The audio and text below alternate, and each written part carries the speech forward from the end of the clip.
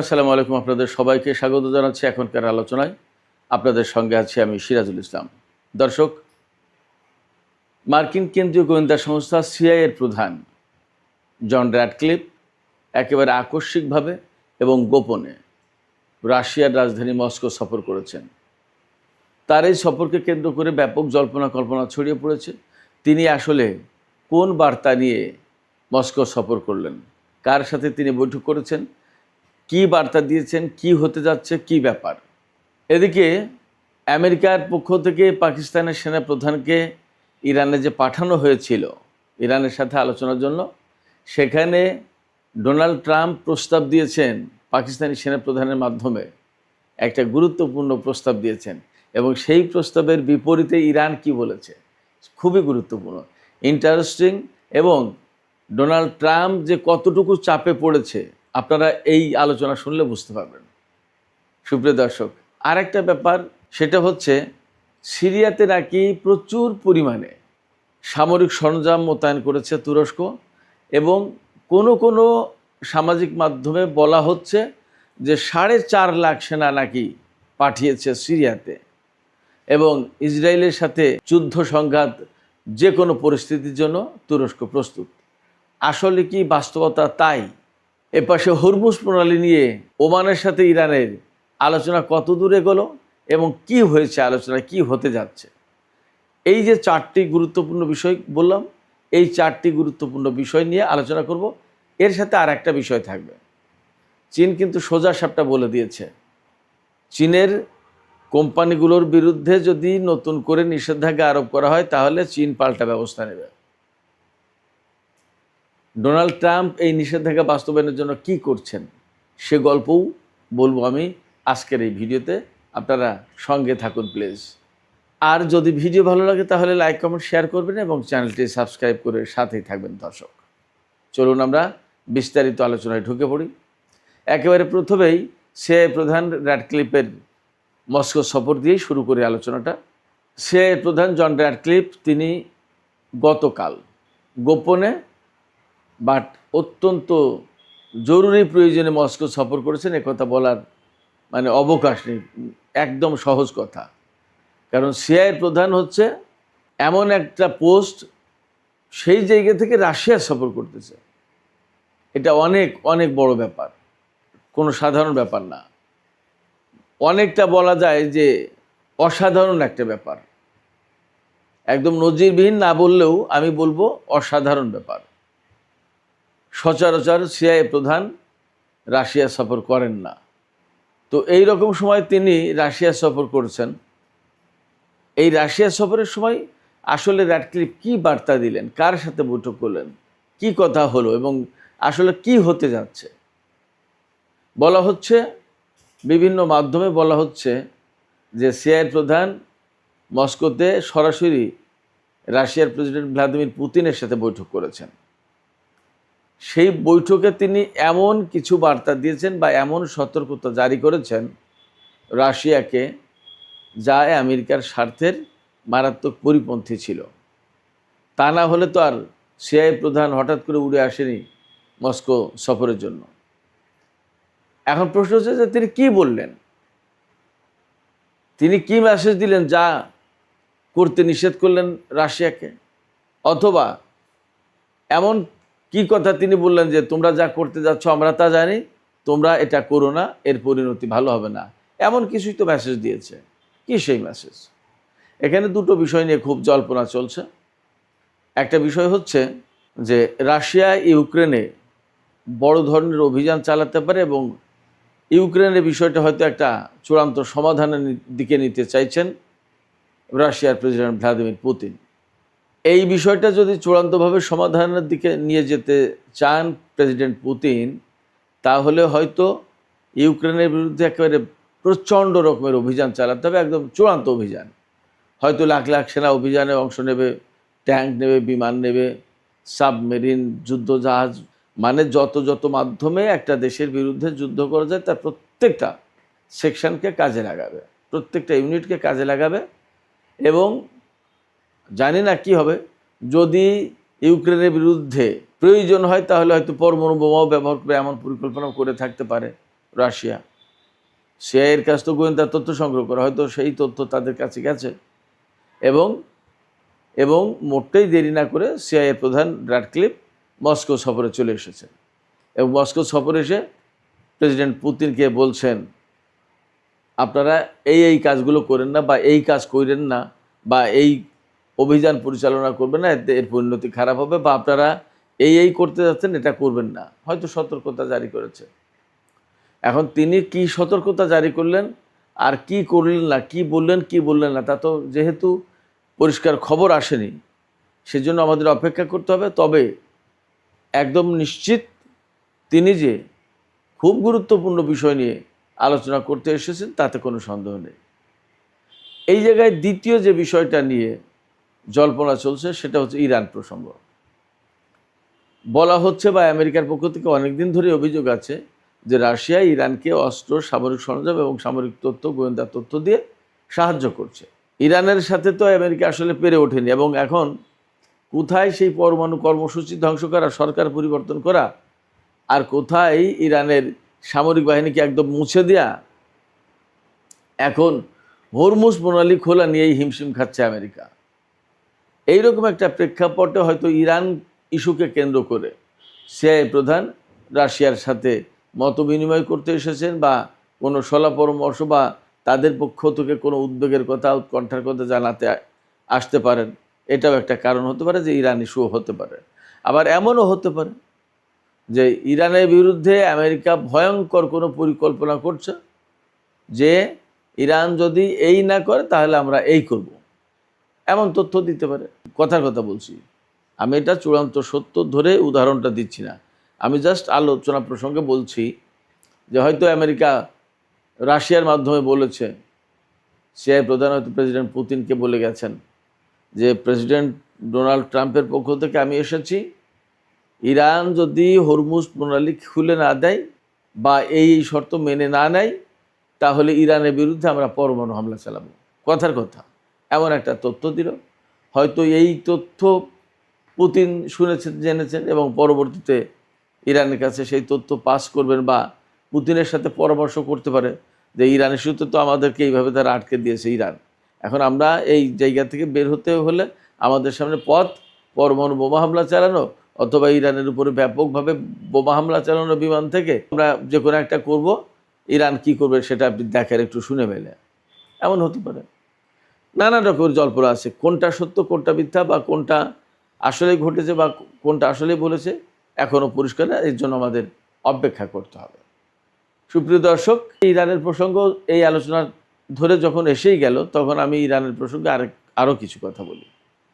পাকিস্তানের সেনাপ্রধান field marshal Asim মুনিরকে যে ইরান সফরে পাঠিয়েছিলেন মার্কিন প্রেসিডেন্ট ডোনাল্ড ট্রাম্প, এই সফরে তিনি কি বার্তা দিয়ে পাঠিয়েছিলেন আসিম মুনিরকে ইরানের কাছে?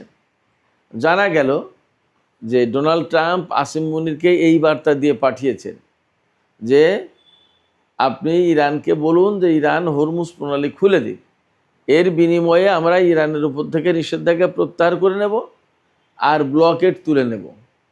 আসিম মুনির কিন্তু ইরান থেকে ফিরে তিনি দাবি করেছেন, বা পাকিস্তানের গণমাধ্যমগুলোতে খবর এসছে যে ভালো একটা আলোচনা হয়েছে, আলোচনার অগ্রগতি খুব ভালো।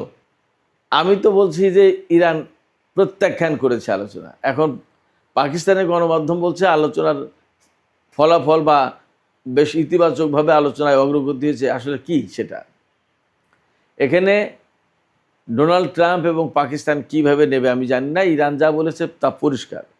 ইরান বলেছে হরমুজ প্রণালী খোলা হবে, তবে কতগুলো শর্ত আগে পূরণ করতে হবে আমেরিকাকে। যদি তাই বলে তাহলে তো ইরান হরমুজ প্রণালী খুলতে রাজি হয়নি, আবার প্রত্যাখ্যানও করেনি, খুলতে চায়, তারা খুলবে, ওকে, এ তো আগেও বলেছি, এখনও বলছে, হয়তো ভবিষ্যতেও বলবে যে আমরা হরমুজ প্রণালী তো খুলবো, এখান থেকে মানুষের তেল যাবে, পণ্য যাবে, আসবে, ব্যবসা হবে, সবই তো চলবে, নিরাপত্তার সাথেই হবে। কিন্তু কিছু কিছু দেশের জন্য হরমুজ প্রণালী খুলবে না, যেমন ইসরায়েলের জন্য চিরজীবনের জন্য বন্ধ হবে, আমেরিকার জন্য হয়তো তাই হতে পারে। অন্তত আমেরিকার সামরিক কোনো জাহাজ এই রুটে চলাচল করতে পারবে না, হরমুজ প্রণালী দিয়ে পারস্য উপসাগরে যেতে পারবে না। তার মানে বাহরাইনে ৫ম নৌবহরের যে ঘাঁটি, ওই ঘাঁটি ফুটুস, ও আর জীবনে কোনোদিন সুস্থ হয়ে দাঁড়াবে না, ওকে মেরামত করে ঠিক করা যাবে না। কারণ ইরান হরমুজ প্রণালী দিয়ে আমেরিকার কোনো যুদ্ধ জাহাজ যেতে দেবে না, যে জাহাজে বিভিন্ন রকমের অস্ত্র, সামরিক সরঞ্জাম এবং ওই ঘাঁটি ঠিকঠাক করার মতো যন্ত্রপাতি আনা হবে, এইটা করতে দেবে না ইরান। তাহলে এই হরমুজ প্রণালী খুলবে বিভিন্ন দেশের জন্য, হয়তো শর্ত সাপেক্ষে আমেরিকার জন্যও, কিন্তু শর্ত সাপেক্ষে মানে সামরিক সরঞ্জাম এখানে নিতে পারবে না, আর ইসরায়েলের জন্য চিরদিনের জন্য বন্ধ থাকবে। ব্যাপারটা যদি এরকম হয় তাহলে ইরান তো খুলতে রাজি আছে বা খুলবে, কিন্তু তার আগে আমেরিকাকে ইরানের শর্তগুলো পূরণ করতে হবে। তো শর্ত যতক্ষণ পর্যন্ত পূরণ না করছে ততক্ষণ পর্যন্ত খুলবে না। এবং এখানে আরও কথা আছে, আমেরিকার president Donald Trump mid term ইলেকশনের আগে যে কোনোভাবেই হোক হরমুজ প্রণালী খোলার চিন্তা করছে, চেষ্টা করছে, এই কারণে যে তা না হলে আমেরিকার লোকজনকে তিনি দেখাতে পারবেন না যে কোনো সফলতা। সবাই এই প্রশ্ন তুলবে, যেখানে আপনি সারা বিশ্বের যুদ্ধ বন্ধ করতে চেয়েছিলেন, সেখানে আপনি কয়েকটা জায়গায় যুদ্ধ শুরু করে দিলেন। যুদ্ধ শুরু করলেন তো করলেন, আমেরিকার সেনারা মারা গেল, বহু বিমান, বিভিন্ন রকমের সরঞ্জাম, প্রচুর ক্ষয়ক্ষতি হলো। এখন আপনি ইরানের সরকার পরিবর্তন করতে পারেনি, তার পরমাণু কর্মসূচি সেই অক্ষতই আছে, বরং যা খোলা ছিল সেটা বন্ধ করে দিয়েছেন। হরমুজ প্রণালী যুদ্ধের আগে খোলা ছিল, যুদ্ধ শুরুর কারণে হরমুজ প্রণালী বন্ধ হয়ে গেল। তাহলে তো যুদ্ধে আপনি পরাজিত হয়েছেন, আপনি যুদ্ধে তো কোনো অর্জন দিতে পারেন, কেন আপনি যুদ্ধে জড়াতে গেছেন? এই প্রশ্ন আসবে ভোটারদের কাছ থেকে, এই প্রশ্ন ভোটাররা করবে। তখন ডোনাল্ড ট্রাম্পের বা রিপাবলিকান দলের কোনো জবাব নেই। এই জন্যই এই নির্বাচনী বৈতরণী, নির্বাচনের টাইমটা পার করার জন্য তিনি ইরানের সাথে যাই হোক না কেন একটা চুক্তি তিনি করতে চাচ্ছেন। চুক্তি করে নির্বাচন শেষ, আবার ইরানের উপরে নিষেধাজ্ঞা দেবে, ব্লকেট দেবে, আবার দ্বন্দ্ব সংঘাত শুরু করবে। এটা অবধারিতভাবে ডোনাল্ড ট্রাম্প যা করবেন, এটা আমি বলে দিলাম, এই করবেন। কারণ ডোনাল্ড ট্রাম্প কোনো জায়গায় স্থিরভাবে থাকতে পারেন না, কোনো কথা, কোনো প্রতিশ্রুতি, কোনো ওয়াদা, কোনো কিছু তিনি রাখেন না, রাখতে পারেন না। এখন কি বললেন আর কালকে কি করলেন, এটার ভিতরে মিল থাকে না। সেক্ষেত্রে ইরান যদি ডোনাল্ড ট্রাম্পের সাথে কূটনৈতিক উদ্যোগে গিয়ে এই জায়গায় চুক্তি করে, তাহলে ইরান অবশ্যই আবার আটকে যাবে তাদের মাধ্যমে, আমেরিকার মাধ্যমে তারা আবার ব্ল্যাকমেইলের শিকার হবে। আমি জানি না ইরানিরা তাদের সিদ্ধান্ত মতো তারা কী করবেন, কিন্তু আমার বিশ্লেষণ এই আসে, কারণ ডোনাল্ড ট্রাম্প চুক্তি মানে না, চুক্তি রাখে না, এবং তিনি আলোচনায় ডেকে দেখা গেল যুদ্ধ শুরু করে দেয়, অপমান অপদস্থ করে, নানা রকমের ব্যাপার। এই যে ইসলামাবাদ চুক্তি সমঝোতা এইটা করেছিল, সেটা নিজের সময়কার চুক্তি ভেঙে দিয়েছে। ওবামার আমলে যে পরমাণু চুক্তি ছিল সেটা না হয় ছিঁড়ে ফেলে বাদ দিল, সেটা আর এক প্রেসিডেন্টে তাকে পছন্দ করে না। ওবামা কালো বলে তাকে ভীষণভাবে ঘৃণা করে ডোনাল্ড ট্রাম্প। তো সেই ব্যক্তি ওবামার চুক্তি না হয় ছিঁড়ে ফেললো, বাদ দিল। কিন্তু এখন এই যে 17ই জুন যে চুক্তি হয়েছিল, MOU যেটা সই হয়েছিল, ইসলামাবাদ সমঝোতা স্মারক যেটা, সেটা তো ডোনাল্ড ট্রাম্প নিজে সিগনেচার করেছেন, সেটা ছিঁড়ে ফেললেন। তাহলে এর যে বড় প্রমাণ আর কি আছে? তিনি তো চুক্তি মানেন না। ইরান এই বিষয়গুলো নিশ্চয়ই মাথায় রাখবে। এরপরেও পাকিস্তানের সেনাপ্রধানের মাধ্যমে ডোনাল্ড ট্রাম্প যে প্রস্তাব দিয়েছেন, এটা একেবারেই ইরানের কাছে আমেরিকা সারেন্ডার করার মতো একটা প্রস্তাব। বাট এখনও ইরান তাতে পুরোপুরি রাজি হয়নি বা বলেনি সম্মতির কথা। এর মানে দাঁড়াচ্ছে যে তারা হয়তো বিষয়গুলো নিয়ে আলোচনা করে দেখবে। এমনটা যদি হয়, এই সময় চুক্তি না করে যদি আমেরিকাকে পরাজিত করে এখান থেকে চলে যেতে বাধ্য করা যায়, তাহলে সেটা হবে সবচেয়ে বড় কাজ। এই চুক্তিও লাগবে না, হরমুজ প্রণালী আমেরিকার জন্য খোলা লাগবে না, এবং এই এলাকায় আমেরিকা থাকতেও পারবে না। চুক্তি না করে যদি আরেকটু চাপ দেয় ইরান আমেরিকার উপরে, আমার মনে হয় যে ব্যাপারটা তখন আরও বেশি কার্যকরী হবে ইরানের জন্য। দেখা যাক ইরান কি করে। এদিকে সোমবার মার্কিন অর্থমন্ত্রী স্কট বেসেন্ট যে ইরানের বিরুদ্ধে ইকোনমিক ডুমসডে ঘোষণা করেছেন, এই ভয়াবহ প্রলয়ঙ্কারী নিষেধাজ্ঞা আরোপ করার পর মনে করা হয়েছিল যে ইরান একদম কলাপস করে যাবে। কিন্তু ইরান কলাপস করবে কি? এখন তো হরমুজ নদীতে তেল লেনদেন অনেক কিছু নেই, দরকারটা কি? তাহলে কীভাবে কলাপস করবে? কলাপস করবে না, বরং ইরানে যখন যুদ্ধ শুরু করেছে তখন যেমন বিশ্বের কেউ ডোনাল্ড ট্রাম্পের পাশে দাঁড়ায়নি, এখনও এই নিষেধাজ্ঞা আরোপের ক্ষেত্রে কেউ দাঁড়াবে বলে মনে হয় না। কারণ ডোনাল্ড ট্রাম্পকে এবং তিনি কি করেন এবং তার মনোভাবটা কি, তার অবস্থানটা কি, এটা বিশ্বের নেতারা সব জানেন। যার কারণে এই নতুন নিষেধাজ্ঞার পক্ষে বিশ্ব নেতারা দাঁড়াবেন এটা ভাবার কোনো কারণ নেই। এখানে যদিও বেসেন্ট বলেছেন যে বিশ্বকে বেছে নিতে হবে, তারা ইরানের পক্ষে থাকবে নাকি আমেরিকার পক্ষে, কিন্তু ব্যাপারটা এত সরলভাবে যাবে না এবং তারা অনেকেই ইরানকেই বেছে নেবে। কারণ তারা জানে যে ডোনাল্ড ট্রাম্প কোনো চুক্তি বা কোনো বক্তব্য দিয়ে সেইটার উপরে স্থির থাকতে পারবে না, থাকে না। এর ভেতরে খবর এসেছে যে ডোনাল্ড ট্রাম্প বিশ্ব নেতাদেরকে ফোন করছেন বারবার যে আপনারা এই নিষেধাজ্ঞায় সামিল হন, নিষেধাজ্ঞা কার্যকর করুন, নিষেধাজ্ঞা বাস্তবায়নে সহায়তা করুন। কিন্তু ইরানের যে প্রধান বাণিজ্যিক পার্টনার চীন, সেই চীন পরিষ্কার করে বলেছে যে চীনের হংকং বেইজ যে সমস্ত কোম্পানি, তাদের উপরে যদি কোনো রকমের সেকেন্ডারি নিষেধাজ্ঞা দেয়া হয়, আগে যা দিয়েছে, আবার নতুন করে যদি নিষেধাজ্ঞা দেয়া হয়, তাহলে আমেরিকার বিরুদ্ধে সোজা সাপটা পাল্টা পদক্ষেপ নেওয়া হবে, রিটালিয়েট করা হবে, মানে প্রতিশোধ নেওয়া হবে। তা প্রতিশোধ মানে কি? চীন সোজাসুজি আমেরিকার বিভিন্ন কোম্পানির উপরে নিষেধাজ্ঞা আরোপ করে দেবে।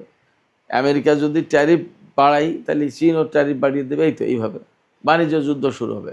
ফলে ডোনাল্ড ট্রাম্প নিষেধাজ্ঞা আরোপ করেছে, এই নিষেধাজ্ঞা আরোপ করেও কিন্তু শান্তিতে নেই এবং তিনি জানেন যে এই নিষেধাজ্ঞা খুব একটা কার্যকরী হবে না, কাজ করবে না। এই জন্য পাকিস্তানের সেনাপ্রধানকে ইরানে সফর পাঠিয়েছিল। যেদিন সফরে পাঠিয়েছে সেই দিন আবার নিষেধাজ্ঞা দিচ্ছে, তার মানে সব অপশন তার সামনে খোলা। তাই ইরান কি এতটা বোকা যে আমেরিকা সব অপশন খোলা রেখে ইরানকে চুক্তি করতে ডাকবে আর ইরান সুর করে চুক্তি করতে চলে যাবে? ব্যাপারটা কি এরকম? প্রশ্ন ওঠে না।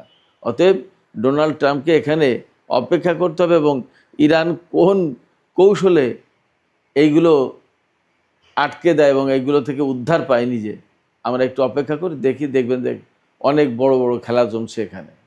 সুপ্রিয় দর্শক, আলোচনার শেষে তুরস্ক ইসরায়েল সিরিয়া প্রসঙ্গে একটু কথা বলি। সামাজিক মাধ্যমগুলোতে বেশ খবর ছড়িয়ে পড়েছে যে তুরস্ক নাকি বিপুল পরিমাণে সামরিক সরঞ্জাম সিরিয়ায় মোতায়েন করেছে এবং 4.5 লাখ সেনা নাকি পাঠিয়েছে। এটা যদিও একটু অস্বাভাবিক কথা, কিন্তু অনেক সামাজিক মাধ্যমে এই খবর ঘুরছে। আর সত্য মিথ্যা এখনই জানা যাচ্ছে না। তবে তুরস্ক এবং ইসরায়েলের ভেতরে যে বড় রকমের একটা টানাপোড়েন সৃষ্টি হয়েছে এই মুহূর্তে, সময় যে তাদের ভেতরে ভালো যাচ্ছে না সেটা মোটামুটি বোঝা যাচ্ছে। সামাজিক যোগাযোগ মাধ্যমে এরকম খবরও আসছে যে পাকিস্তান নাকি ইসরায়েলকে হুঁশিয়ারি দিয়েছে যে ইসরায়েল যদি তুরস্কের সাথে যুদ্ধে জড়িয়ে যায়, তাহলে পাকিস্তান ইসরায়েলের বিরুদ্ধে এমন জবাব দেবে যেটা ইসরায়েলের জন্য ভয়ঙ্কর পরিণতি ডেকে আনবে। তার মানে দাঁড়াচ্ছে ইসরায়েল, পাকিস্তান, তুরস্ক, সামাজিক মাধ্যমের এই খবরগুলো যদি সত্য হয়, তাহলে ইসরায়েল, তুরস্ক এবং পাকিস্তান তারা বেশ একটা জটিল সিচুয়েশনে, জটিল সমীকরণে দাঁড়িয়ে গেছে। তবে আমরা যা বুঝতে পারছি যে মধ্যপ্রাচ্যের যে পরিস্থিতি, চলমান পরিস্থিতি, বিশেষ করে সিরিয়াকে কেন্দ্র করে তুরস্ক, ইসরায়েল বা আরও যে সমস্ত পক্ষ এতে জড়িত, এই জায়গাটা যে খুব স্বস্তির সাথে স্বাভাবিকভাবে যাচ্ছে না, এটা মোটামুটি বোঝা যাচ্ছে। বেশ একটা দ্বন্দ্ব সংঘাতের মতো অবস্থা তৈরি হয়েছে। আমরা অপেক্ষা করি আসলে এই দ্বন্দ্ব সংঘাত কোথায় গিয়ে শেষ হয় এবং কোনভাবে এর রূপ পরিগ্রহ করে, কোনভাবে এটা কি ঘটে, আমরা অপেক্ষা করি। সুপ্রিয় দর্শক, এখনকার আলোচনা এখানে শেষ করতে চাইছি। আলোচনার শেষের আগে আপনাদের মতামত জানতে চাই। সিআইএ প্রধান যে রাশিয়া সফর করলেন, আসলে তিনি কি বার্তা দিলেন? ইউক্রেন প্রসঙ্গ হতে পারে, নাকি ইরান প্রসঙ্গ, নাকি যুদ্ধ মীমাংসার জন্য পুতিনের কোনো হস্তক্ষেপ কামনা, নাকি পুতিনের মাধ্যমে ইরানকে কোনো বার্তা দেওয়ার চেষ্টা? আপনাদের কি ধারণা? আপনাদের মতামত কমেন্টের মাধ্যমে জানাতে পারেন। আর ভিডিও ভালো লাগলে বলি লাইক, কমেন্ট, শেয়ার করবেন এবং চ্যানেলটি সাবস্ক্রাইব করে সাথেই থাকবেন।